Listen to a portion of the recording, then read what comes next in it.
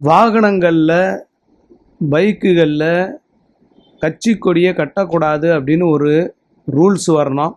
ஏன்னா எல்லா இடங்களையும் ஒரே அராஜகம் பண்ணுறாங்களா. கட்சி கொடி அந்த வாகனங்களில் கட்டிக்கிட்டு போய் அந்த கட்சி தலைவருடைய ஃபோட்டோ வச்சுக்கிட்டு இதுக்கு தடை வருமா? அரசாங்கம் இதற்கு உடனடியாக நடவடிக்கை எடுக்குமா? இல்லை யாராவது பொதுநல வழக்கு போடுவதற்கு வாய்ப்பு உண்டா அப்படின்னு மக்கள் கேள்வி கேட்குறாங்க. காரணம் என்ன? 7 லட்சம் 10 லட்சம் 20 லட்சம் கொடுத்து கார் வாங்கிட்டு முகம் தெரியாத யாரோ ஒரு அரசியல் தலைவருடைய படத்தை வச்சுட்டு போகிறது புத்திசாலித்தனம் இல்லை அப்படின்றாங்க. அவங்க அப்பா அம்மா படத்தை வச்சுட்டு போகலாம். ஆனால் இப்போ சமீபத்தில் 2 கட்சிக்கும் மவுஸ் இல்லாததுனால அந்த கட்சி கொடிகளை யாரும் வண்டியில் கட்டுறது இல்லையா. இப்போ மாற்றி இந்த கட்சி கொடியை கட்டிக்கிறாங்களாம், ஆளுங்கட்சியோடது. இப்படி மக்கள் சூழ்நிலைக்கு ஏற்ற மாதிரி பச்சோந்தி மாதிரி மாறுறாங்களாம். அரசாங்கத்தில் இதுக்கு ஒரு தடை வரணும் அப்படின்றாங்க.